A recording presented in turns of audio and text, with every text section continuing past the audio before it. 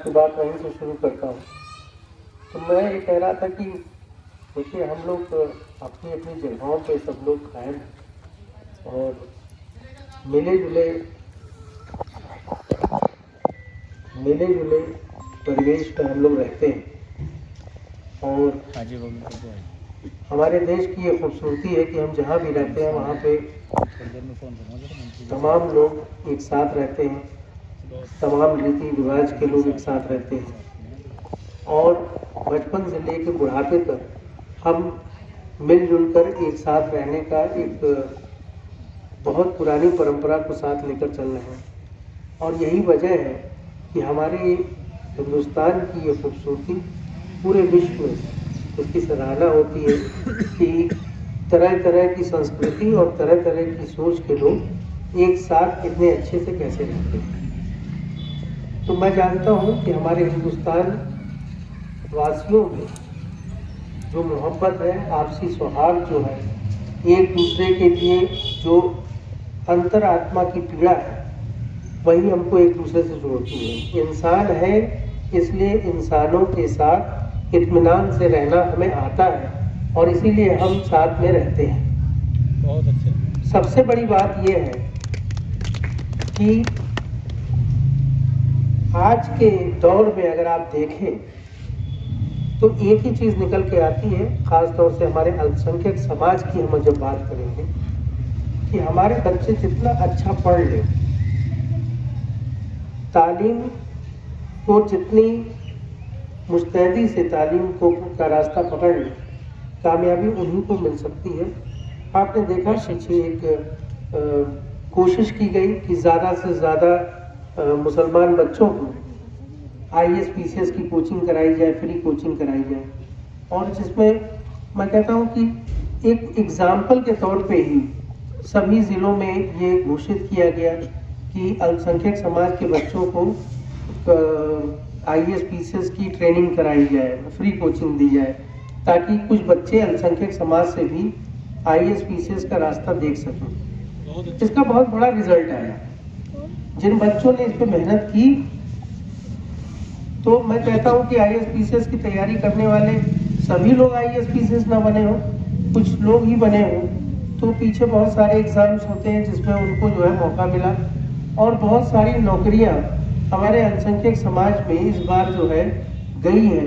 और मैं कहता हूं कि इसकी प्रशंसा करता हूं कि हमारी सरकार ने इस तरफ सोचा कि कहीं ना कहीं ऊंचे पदों पे अगर हमारे अल्पसंख्यक समाज के भी लोग जो है सेलेक्ट होते हैं, जाते हैं, तो कहीं ना कहीं पीछे उनकी जो पूरी विरासत है वो भी सुधरती है।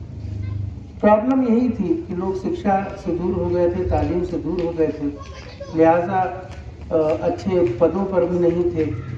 और आप जानते हैं कि जब कामयाबी का रास्ता आदमी के हिस्से से छूट जाता है तो पीछे पूरी की पूरी नस्लें खराब हो जाती हैं। तो हमको कहीं ना कहीं अपने बच्चों पे ध्यान देना है, उनको अच्छी तालीम देनी है, उनको अच्छे रास्ते दिखाने हैं, और जो हमारे व्यवहार है उस व्यवहार को बना के रखना है, आपसी सौहार्द को बना के रखना है। अब बात ये आती है, सबसे पहले मैं आपको बता दूं, मैं इलेक्शन के सिलसिले में चुनावी रैली करने नहीं आया हूँ, ना मैं आपसे वोट मांगने आया हूँ। ये बिल्कुल एक क्या कहते हैं, व्यक्तिगत तौर पे मैं मौला के दर की ज़ियारत करने आया था और भाई हमारे वहाँ पर मिले, मुझसे मुलाकात हुई। उन्होंने कहा कि साहब यहाँ सादात बस्ती है, आप हमारी बस्ती में आएंगे। इनके प्यार मोहब्बत खुलूस से जो बुलाया गया था, दावतनामा दिया गया था, उस पर मैं हाजिर हुआ हूँ, आप लोगों से मिलने आया हूँ। दूसरी बात, मैं कतई नहीं इस बारे में सोचता हूँ कि सभी लोगों को बैठा के कहा जाए कि साहब इस पार्टी में वोट दे दीजिए, तो सारे लोग जो है उस पार्टी में वोट दे देंगे। और मैं बिल्कुल इसका पैरोकार नहीं। मैं ये कहता हूँ कि साहब अपने जहन को खोलिए, अपने जहन को खोलिए, अपने दिमाग को खोलिए और आप खुद देखिए हमारा अल्पसंख्यक समाज का जो परसेंटेज रेशियो है वो कहीं ना कहीं किसी न किसी इलेक्शन में किसी न किसी पार्टी के साथ जब जुड़ता है तो वो पार्टी मजबूत हो जाती है। हमने कांग्रेस को अगर वोट दिया तो सिर्फ इसलिए दिया क्योंकि कांग्रेस के शासन में उस वक्त जो है कांग्रेस की सरकारें हुआ करती थी, हमारे वोट का परसेंटेज उसमें जुड़ता था, तो हमारे व्यक्तिगत जो प्रॉब्लम थी वो दूर होती थी, हमारे पारिवारिक प्रॉब्लम जो थी वो दूर होती थी, इसलिए हम कांग्रेस के साथ थे। फिर तमाम जो पार्टियां आई जिन्होंने मजबूती से सरकार बनाई, हम उनके साथ भी गए, कोई ऐसी बात नहीं है और जाना भी चाहिए। लेकिन आज के दौर में अगर भाजपा पूरी तरह से शासन प्रशासन कर रही है और आपके लोगों को अपना हिस्सेदार बना रही है, हमारे जैसे लोगों को अगर पार्टी में जोड़कर आप लोगों के साथ कर रही है, तो हमारा फर्ज ये बनता है कि हम इस पार्टी के साथ भी आए, उसी तरह आए और कहीं भी ये ना मैसेज दें कि नहीं साहब ये वाली पार्टी मेरी नहीं है, वो वाली पार्टी मेरी। हम किसी पार्टी के नहीं है, हम अपने व्यक्तिगत प्रॉब्लम्स के हैं।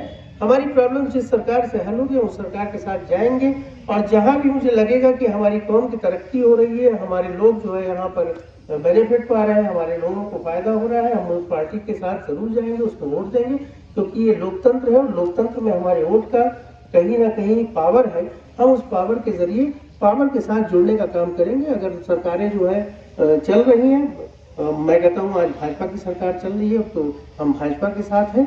क्यों? क्योंकि हम खुद कोई पार्टी नहीं बना रहे हैं, हम कोई पार्टी के हिस्से नहीं है, हम हमारे मुंह पे जो है, हमारे चेहरे पे किसी पार्टी का नाम नहीं लिखा है।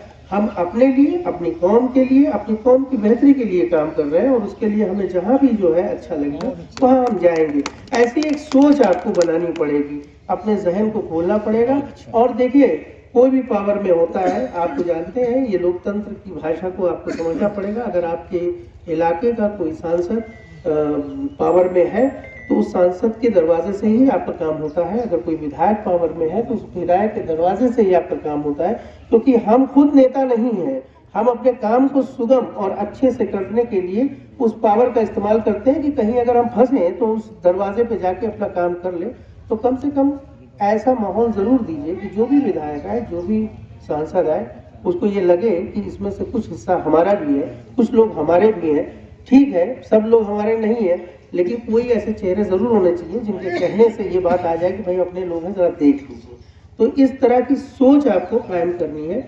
और दूसरी बात, अगर आप देखें तो 2014 से लेकर आज तक हमें भ्रमित किया जाता है। इलेक्शन के टाइम में ज़्यादातर लोग आते हैं और ये कहते हैं कि साहब मोदी जी आ जाएंगे तो हिंदुस्तान में मुसलमानों का जीना हराम हो जाएगा। 14 में कहते थे, लेकिन मैं कहता हूँ कि वो 2 बार आए, अभी तो 2 बार के बाद तीसरी बार बनने जा रहा है। ऐसा कुछ नहीं हुआ। योगी जी के लिए भी लोग कह रहे थे 17 में कि साहब योगी जी अगर आ जाए, गए और मुख्यमंत्री बन गए तो कोई मामला जो है बड़ा गड़बड़ हो जाएगा। तो उनकी भी बातें झूठी हो गई। तो जो भ्रम लोग फैलाते थे वो झूठ था। तो झूठे भ्रम को बने बहुत सालों तक हमारे अल्पसंख्यक समाज ने अपने सर पे ढोया है। आप थोड़ा सच्चाई से रूबरू हो जाइए।